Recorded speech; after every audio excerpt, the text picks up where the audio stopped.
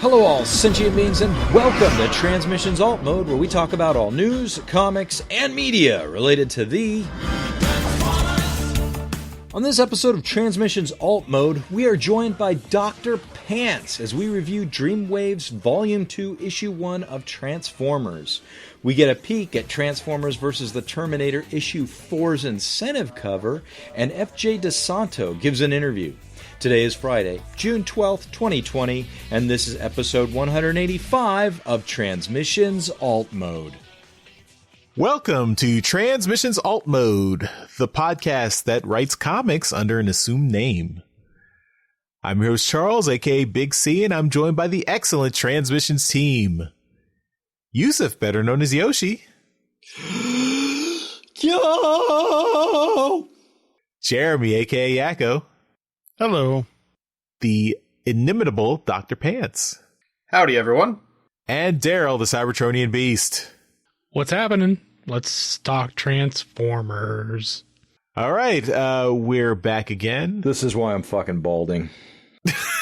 Yes, I'm your father. That's a twist. Didn't see that coming. All right, we're back. We've got the full team here. Plus one. And we start off the show, as always, by thanking our Donatreons, those lovely people who give us money on Patreon and PayPal. Thank you to everyone for supporting the show. It's why Yoshi is back. And we really appreciate it. Finally saved enough money in the kitty. We've also got merchandise. You can help out the show by buying some merchandise from our TeePublic store. That is at transmissionspodcast.com/shop. We've got lots of shirt designs. We've got masks, and you can get our designs on other merchandise as well. It's all at TeePublic. Also, if you use our link and buy anything from TeePublic, that helps us out as well. So please check out our link. You can also check out our friend of the show, K-Girl. She's an awesome artist. She has her own TeePublic store. That's at teepublic.com/user/superstark. We've also got upcoming the next uncut version of Empire of Rust. This is episode 25. This is exclusive for Donatrons on our Patreon or special Dropbox link. So we had the regular episode of episode 25 of Empire of Rust came out this Monday, and the uncut bonus episode will be out the following Monday. That will be June 17th. So you'll get the uncut version of Empire of Rust episode 25, exclusive for our Donatreons. And we also had an interview with Matt Moylan, so a special alt mode interview talking about his time at Dreamwave and all his work in the comics industry. So we had that up. That should already be up in your Transmissions podcast feed. We put it out on Tuesday, so you should already have access to it. The special answer specifically for Yoshi on the whole Canadian tank. Man, you guys would think I'm really into the tank thing. I just thought it was a joke. He came prepared for that question. Hover tanks are no joke. All right, let's start off the show by talking about some comics news. Okay, so we've got the more of the manga for the Generation Selects God Neptune webcomic. So we talked about the translation being done last week. And now we've got part 2. I think it's still only in Japanese. So eventually that'll probably be translated as well, but you might need to wait a little while. But if you already speak or read Japanese, it's there for you. So enjoy. Takara always does these comics to accompany their Generations toy line releases. So it's nice to see. And they do a mashup with all the different continuities and everything. So it's very meta. These comics. Yeah, exactly. We've also got the line art for Freddie Williams II, Transformers versus the Terminator issue 4 retailer incentive cover. So we've already seen this image, but this is just the line art, so you can see how this image was put together. It's a really cool image with the T-800 and and Optimus Prime melding together. It's it's a little disturbing, but a cool image, and it's cool to see the pencils versus the finished version. All right, that's all the comics news for this week, so we'll jump right into our comic review. And we are reviewing another classic Dreamwave issue. So we're doing Transformers Generation 1 Volume 2, issue number 1. So this is a continuation of the Dreamwave Generation 1 series. Back in the day, this was published back in 2003. So the first series, Volume 1, was published in 2002. Then after, it was a 6-issue series. Then after the 6th issue, they switched to the Transformers War Within, and they did 6 issues of War Within. That was written by Simon Furman with art by Don Figueroa. And when that series finished in early 2003, they switched back to Transformers Generation 1 Volume 2 to continue that storyline. So now they have a new writer. So this series is subtitled War and Peace, and this chapter 1 is called the New World Order. And Chris Saraceni is out as writer of the series, so he's no longer.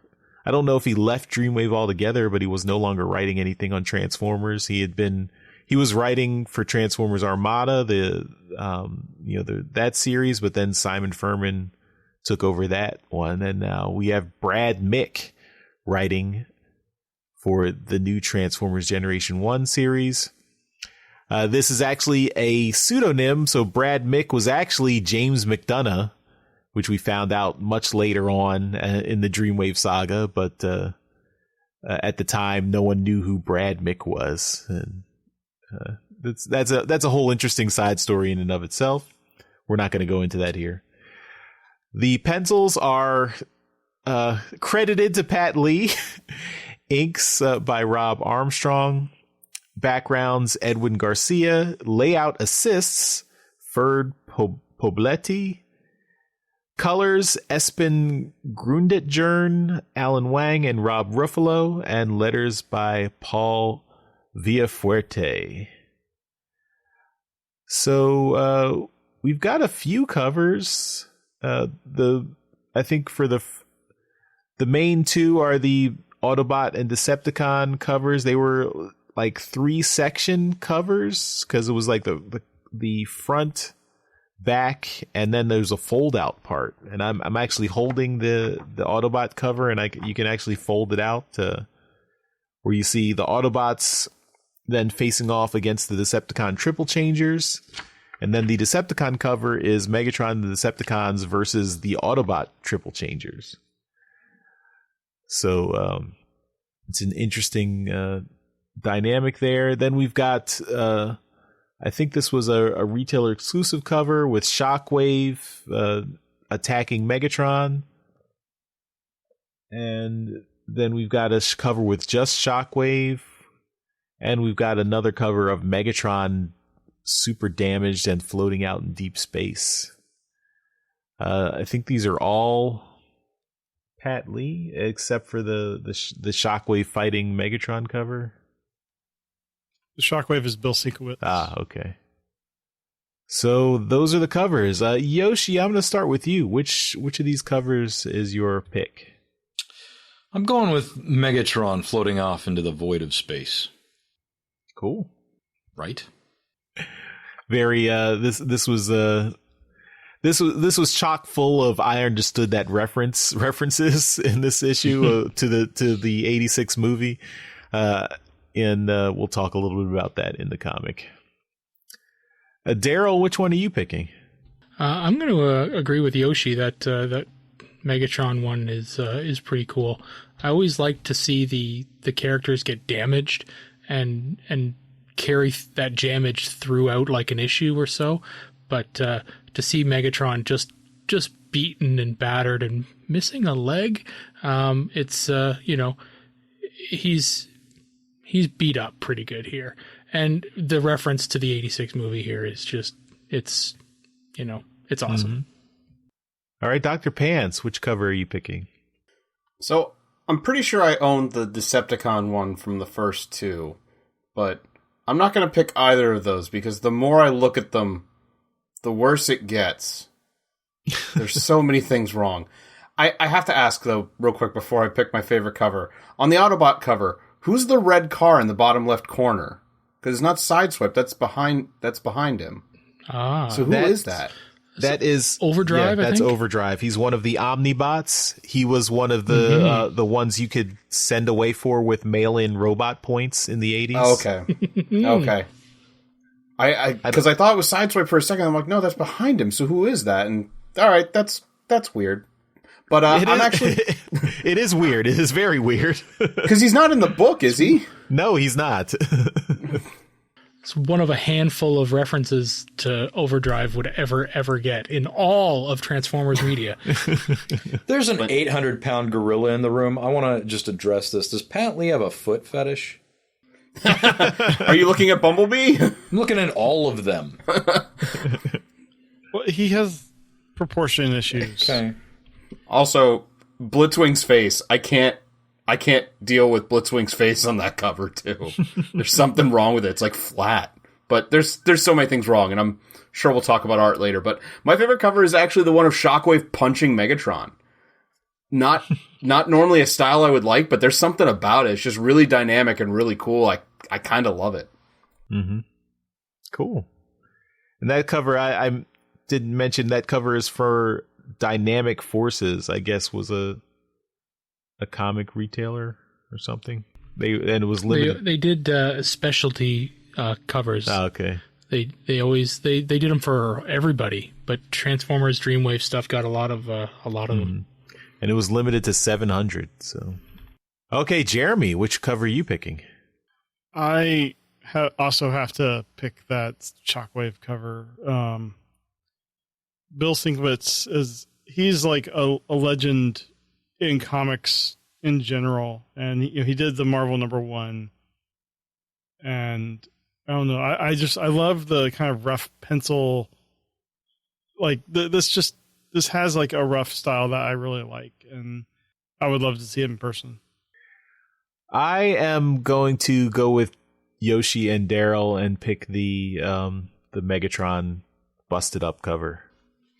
Damn right you are. And apparently that was a foil cover, so it was all metallic looking. That probably explains the $6 price tag then, I guess. Yeah.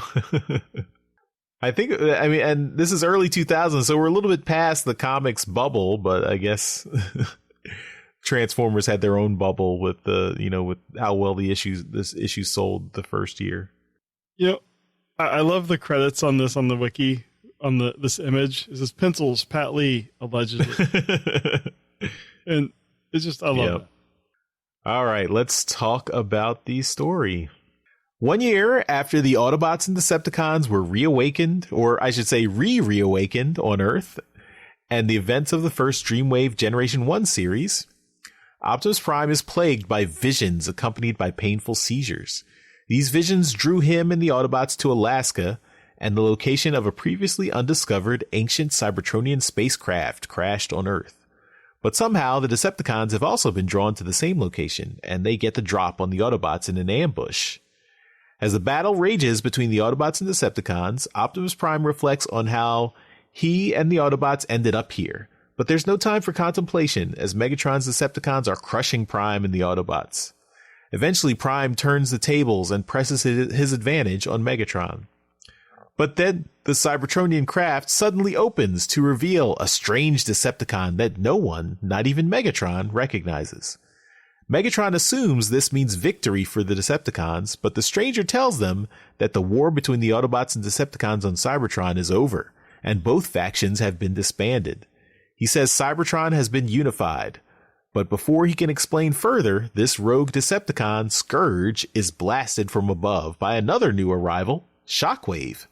Shockwave announces that he is the ruler of Cybertron, and all the Autobots and Decepticons on Earth are war criminals. He orders them to surrender immediately.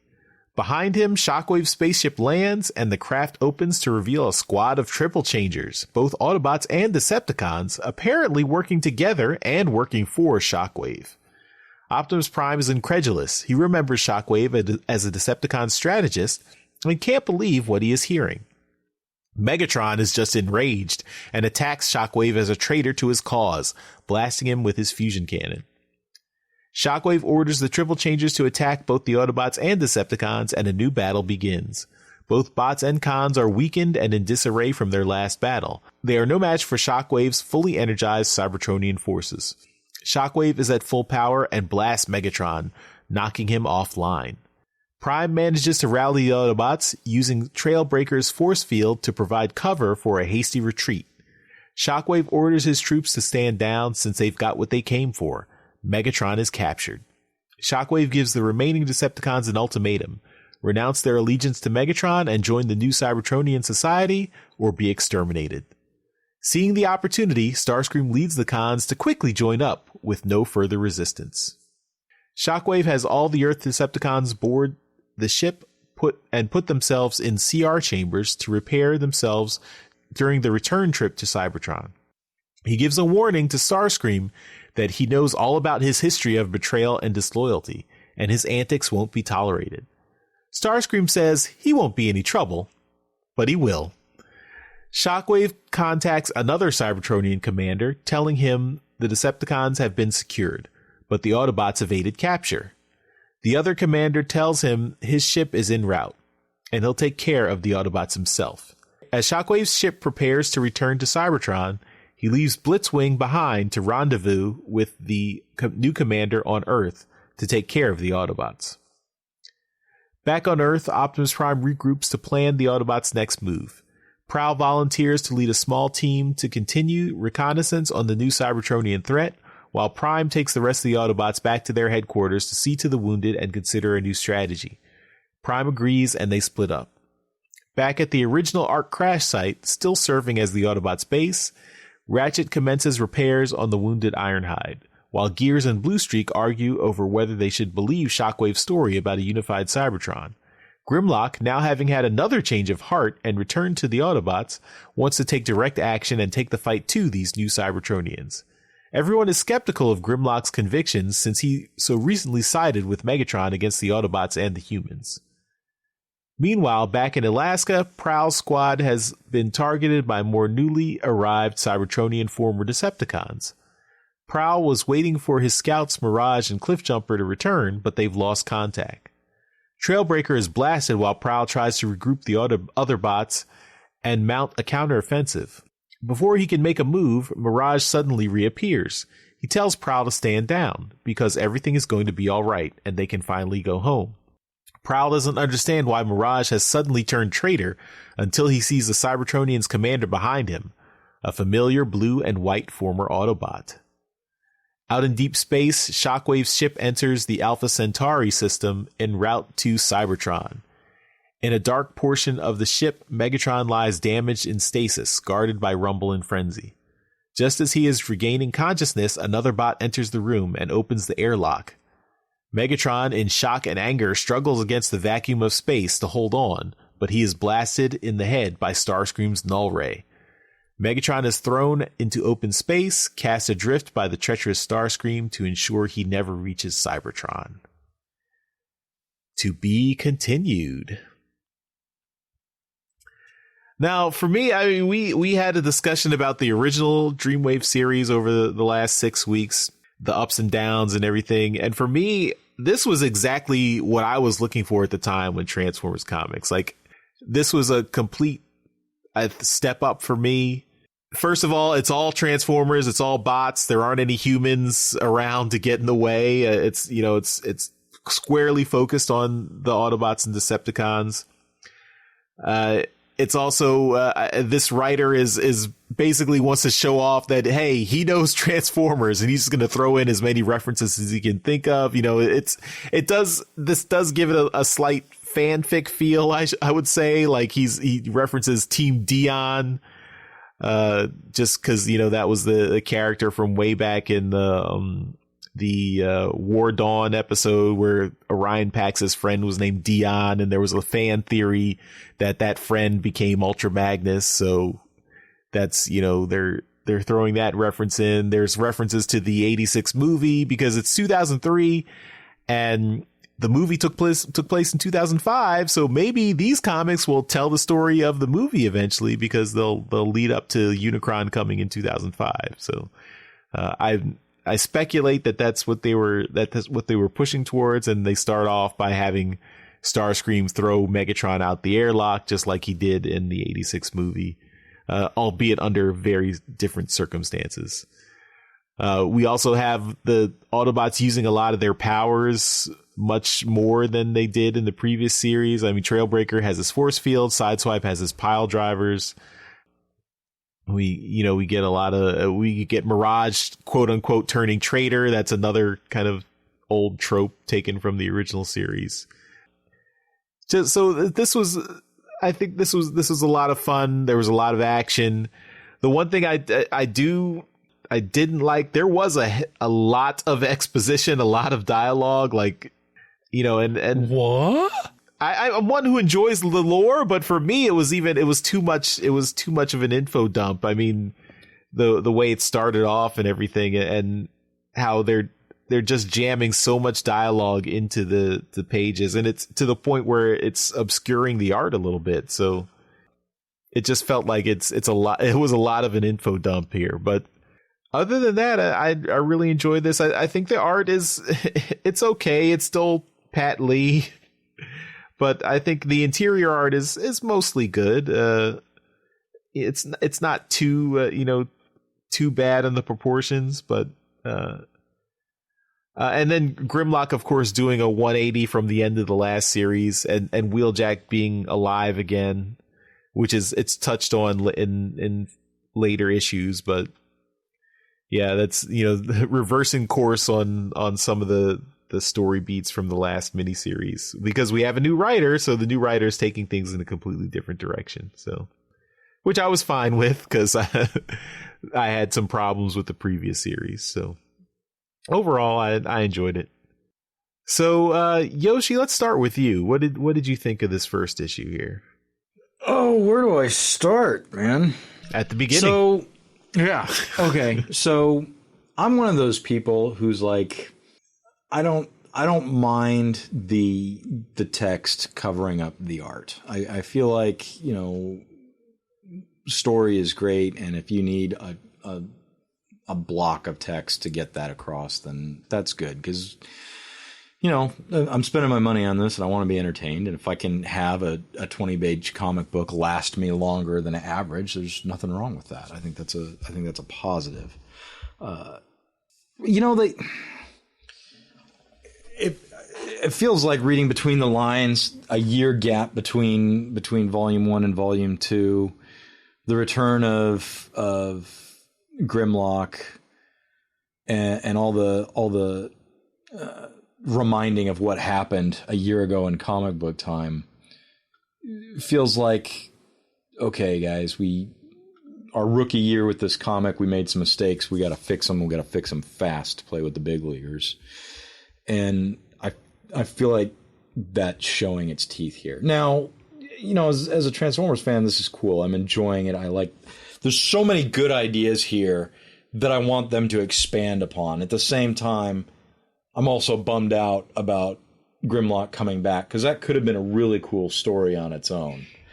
I don't know if I buy Shockwave as a leader, coming down, kicking the shit out of Megatron and stepping on his head.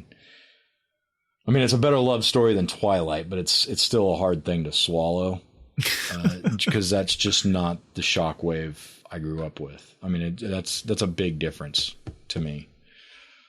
Well, it is the Shockwave from the original Marvel Comics, though, because that happened, I think it was issue 6 of the Marvel Comics, where Shockwave kicked Megatron's ass.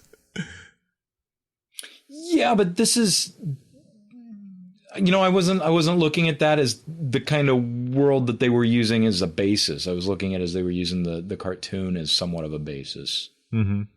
Am I wrong in assuming that? No, but I think you're right that most of the ideas are drawn from the cartoon. But they were kind of making it an amalgam of both the Marvel comics and the G1 cartoon, and charting their own course. So, but I mean, comparing it to the one, I guess there is a throwaway line that Starscream says, like, "Oh, you pretended to be the loyal soldier back on Cybertron, and now you're betraying him." So, and then Shockwave says, "Well, I serve logic. It's all about logic. It's not about my personal ambition." So, and I like this writing. I like this author. I like this writer way better than the first guy. Mm-hmm. I just wish he could have started the series instead of having to work off of and retcon what happened in Volume 1. Yeah. I think that's what's hurting this for me. Now, back at, what was it, 2003? Like, I can't eat this enough. I can't read it fast enough. They can't put out the issues enough. Unfortunately, it's now 2020 and hindsight's a motherfucker. So yeah, that's it. I was lucky enough to get all the covers, though. That's where I'll end this. Lucky enough to have all the covers. Well, la-dee-da. Fuck off. I'm jealous. You pulled a Shelton. I do it more than I admit. All right, Daryl. So what do you think? Do you agree with me that there was too much dialogue? There was a lot of dialogue, but there was also some good action in here, and I kind of like the premise of this issue where it starts off. So, we had the first volume. The characters have been asleep, knocked out, offline for a few millennia. And Shockwave basically said, you know what? I'm not waiting around for these guys. I'm going to just, I'm going to lead the planet like it needs to be led, and however logical decisions need to be made, I'm going to make them. And essentially, they were gone so long that he stopped the war. He, brought everybody together, and now these guys are up, and they're going to continue the war because that's what they know. I love the idea of this, that they're continuing a past war, and, Shockwave is like, no, guys, you guys are going to threaten the peace, and I really like that. So, in a way, Shockwave's the good guy here, and both Megatron's crew and Optimus's crew are kind of the bad guys, right? Shockwave's trying to hold the peace of Cybertron, and both of these guys are threatening it, and I kind of like that. So if you kind of flip it on its head and look at it through Shockwave's point of view, he's got to put them both down, or convince them that this is over. And the real instigator of all of this is Megatron, right? Mm-hmm. He could probably solve Optimus and crew because they're generally the peacekeepers. But yeah, I do like the premise. There's a ton of dialogue, but I can get over that pretty easily.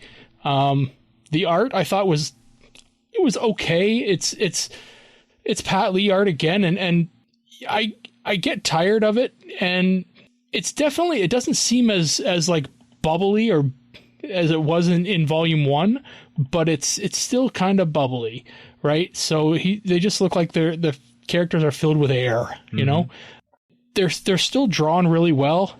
So it's a good book all around. I definitely liked it. But I wanted to mention, I thought Dion was the one everyone thought was turned into Ironhide.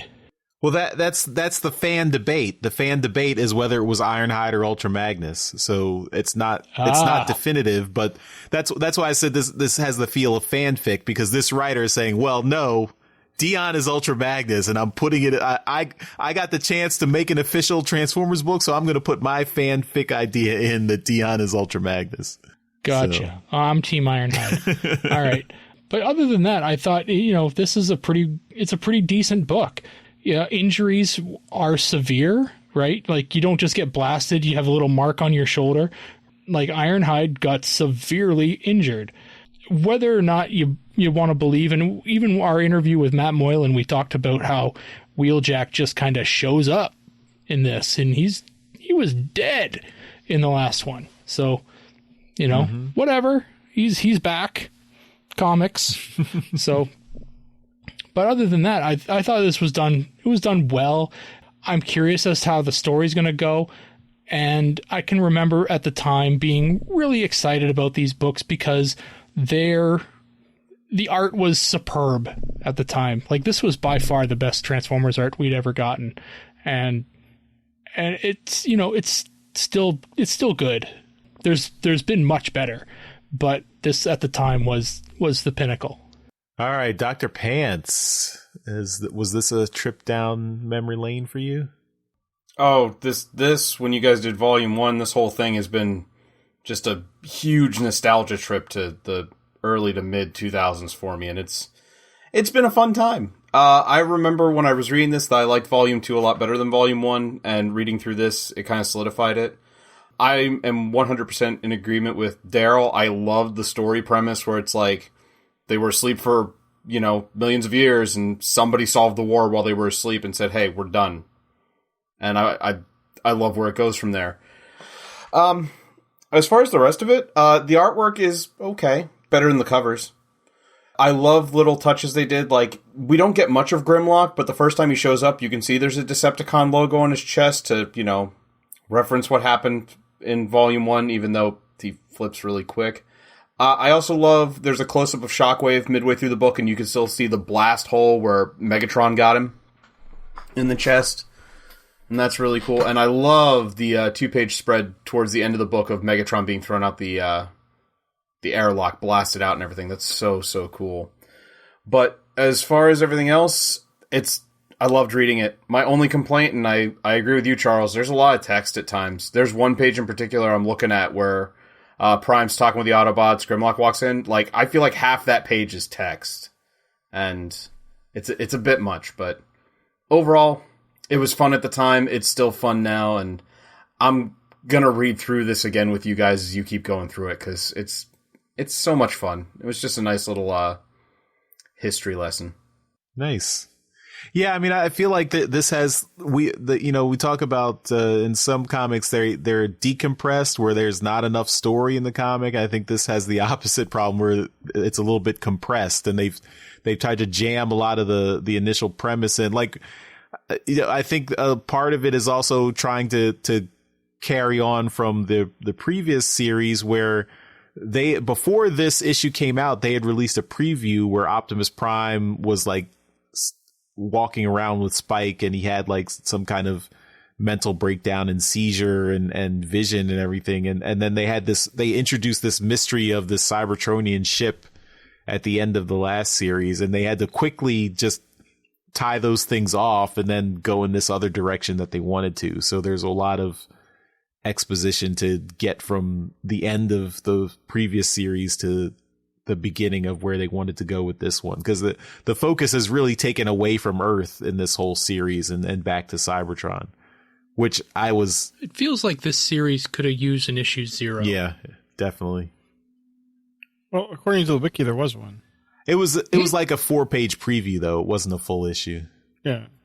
Oh, and it was that one was written by Chris Saraceni, so it doesn't really they still have to like do the work in this issue to kind of tie that off a little bit, and there's not really much there's no reference to Prime having these visions anymore after this first issue. Like, they found this ship, and like Scourge is not really dealt with or anything either. It's like, how did, there's a question of what if this ship was already on Earth and Scourge was inside that capsule, how did Shockwave coming from Cybertron zero in on him and know when he was going to awaken, and then appears right in the sky to shoot him in the chest right as he's about to tell them who he is.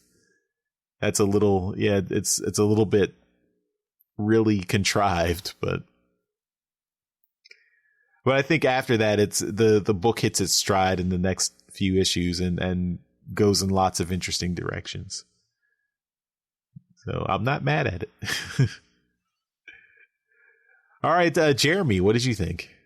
I enjoyed it, especially coming off of the last series. The pace was just you hit guns blazing right from the beginning.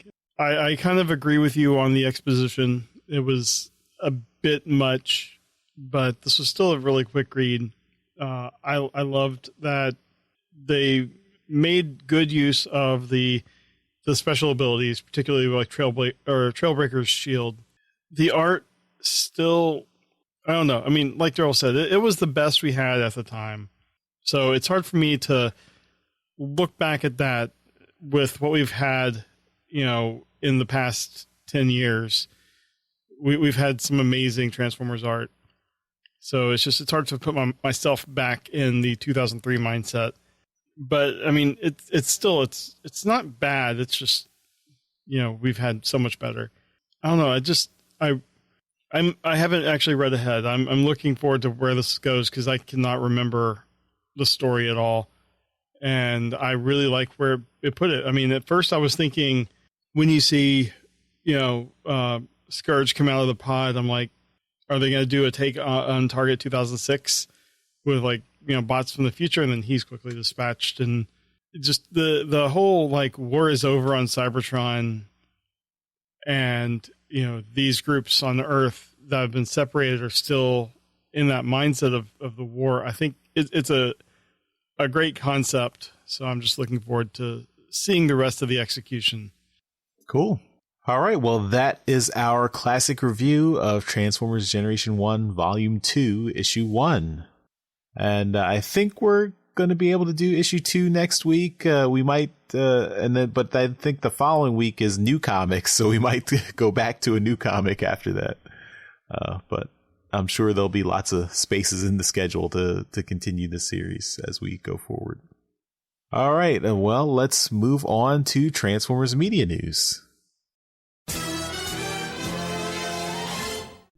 All right, only one thing in media news this week, and that is the showrunner for the Transformers Netflix show, FJ DeSanto, got interviewed by Unicron.com, and it's posted up on Facebook. You can check it out there. We got a link in the show notes, and he talks with them for a bit. And I haven't read the interview, so Jeremy, why don't you tell us a little bit about it? Well, he doesn't get into a lot of spoilers, and he doesn't reveal when the show is going to be released. Boring. So, I mean, I know those are the biggest things that people want to know, but he does say Alita 1 is a very important character throughout the series, and the voice actress, I'm trying to get the name, Lindsay Rousseau, he says that she's the heart and soul of Siege. So I'd never heard of her, but we do have Jason Marnosha as Megatron and Frank Tadero as Starscream, which were probably the high points of the Machinima series. Sassy Megatron FTW. Yeah. So they're reprising their roles here. So we know a little bit of what to get from the voice actors. Siege takes place apparently on the last day of the war. I think we didn't know exactly the time frame, so that tells us a lot there.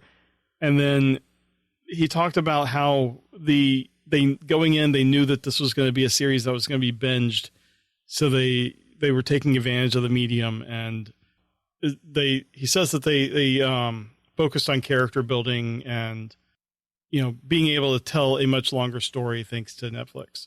So it was a good interview. It says a lot without really saying anything, because he didn't want to give out any spoilers. And you do hear the classic transformation sound apparently. So there's that. So I think we're all kind of starved for information on the series, and we really want it to come out so we can binge it. But definitely check this out, and hopefully it'll be coming out soon. They said June, way back before, in the before times, before the pandemic and everything. So who knows if that's still on track or not. Well, that's the interview. All right. And that's it for media news then. All right. And we will finish up the show with feedback. That's right. And thanks, Charles. And if you want to leave feedback, head on over to transmissionspodcast.com/feedback. There you can leave us a voicemail. You can comment on our YouTube videos that Jeremy busts his ass on. I mean, seriously, if somebody needs a comment, leave Jeremy a comment on these YouTube videos. Because honestly, I'm sick of hearing it between takes. I haven't been doing it for alt mode. Jeremy, we've got a voicemail from Augustine. Can you play that? I gladly. Thank you. It was playing. Anytime now, Jeremy. Hi guys, this is your friend and fan from Denmark, Augustin, and I just wanted to congratulate you on the excellent Transmissions Alt Mode episode where you interviewed Alex Milne. I know it is a little bit old. I've been doing some catching up on my Transmissions podcast lately, and I've heard this particular episode 4 or 5 times now, and it's not just because I like Transformers versus Terminator. I've been coming back to it because the dedication that Alex has towards his work, I find very inspiring. And his story about being in hospital and working on the comic all day was really unbelievable. So I was just thinking, is there a way for a Transformers fan to support Alex or perhaps other artists like him? Like, does he have a Patreon or something? Say hello to him, and thank you again for the great episode. Bye. Well, thanks, Augustine. That brings up a point. You guys can comment on any episode at any time. Like we're not like only caring about the last episode. Like you can let Jeremy know about any of his YouTube videos that have rocked your socks. It would just make his day. So for the love of God, would you please do that for the rest of us? But Daryl, Alex practically lives in your backyard. How is it best for somebody to go and support him and his artistical craft? Well, that's a good point. And, since he's in my backyard, I just throw money at him every now and then when I have it. Uh-huh. But I sent Augustine's voicemail to Alex because he's in my backyard, and he was really appreciative. So Alex sent along a response. It's not a voice response. He just typed it out. He's working right now. I believe he's working on Transformers vs. Terminator number 3. So that's pretty cool. So, but he sent along this response for you, Augustine. So I'll read that for you. He said, "That was very nice. I don't really have anything at this time set up. Due to everything going on, I just haven't had the time, and I haven't been able to get new pages to my art rep to put up on eBay. Thank you for the kind words. I hope you will like what is to come in Transformers vs. Terminator."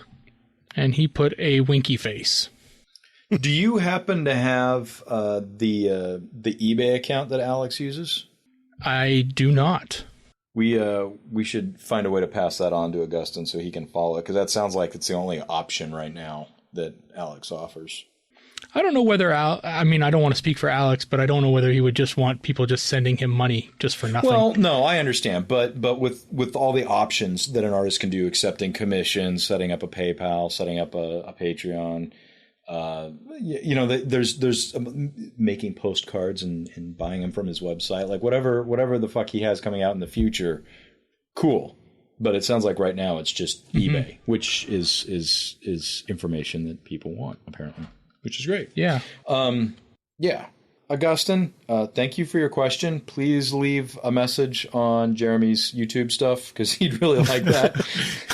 And if anybody else wants to leave us feedback, head on over to, is it youtube.com/transmissions podcast, Jeremy? No. No? Yeah, we let you back on the show for 1 week. Just look, I hear the complaints. I listen to the rough cuts. I know that there's stuff void that wants to be filled in your heart, and I want people to have access to your heart. Fuck, I'm showing some love, and all you can do is shit on me. Screw it. That's it for feedback, Charles. Thanks. Yeah, okay. I think that takes us to the end of Transmissions Alt Mode. And yes, actually, you're right, Yoshi. YouTube.com/Transmissions Podcast does take us to our YouTube page. I just tried it out, and it works. We're doing something right. Just making it easy for the people. All right. Dr. Pants, thanks for joining us for this episode. Where can everyone find you on the internet when you're not on Transmissions Alt Mode? Thanks for having me again, guys. And I got to say, I'm so glad I was here when Yoshi was here, too. What a blast. You can find me and my friends at Nerdstrodamus on YouTube. We have we're Nerdstrodamus everywhere on social media. We do videos on YouTube. We have a podcast available on all major podcast providers that comes out once a month. And yeah, like I said, we're on social media as Nerdstrodamus. If you want to follow just me, I'm on Twitter at drpants1412. And yeah, that's it. Thanks again, guys. Glad to be here. Hell yeah. All right. Everyone have a good week, and we will see you next time for another Transmissions or Transmissions Alt Mode. Bye, everybody. Maybe see you next time. Bye. Bye. Later. Hey everyone, thanks for listening to this episode of Transmissions. But just because this episode is over doesn't mean the Transformers fun has to stop. Join us and other Transformers fans on our Discord chat server by visiting transmissionspodcast.com/Discord. If you would like to learn more about how you could support the Transmissions Podcast, just visit transmissionspodcast.com/support. Thank you all for listening, and we'll see you again next week.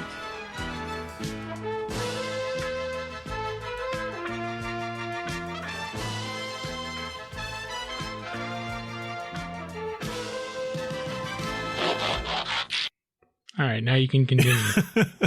No, I was told to shut up. I got it.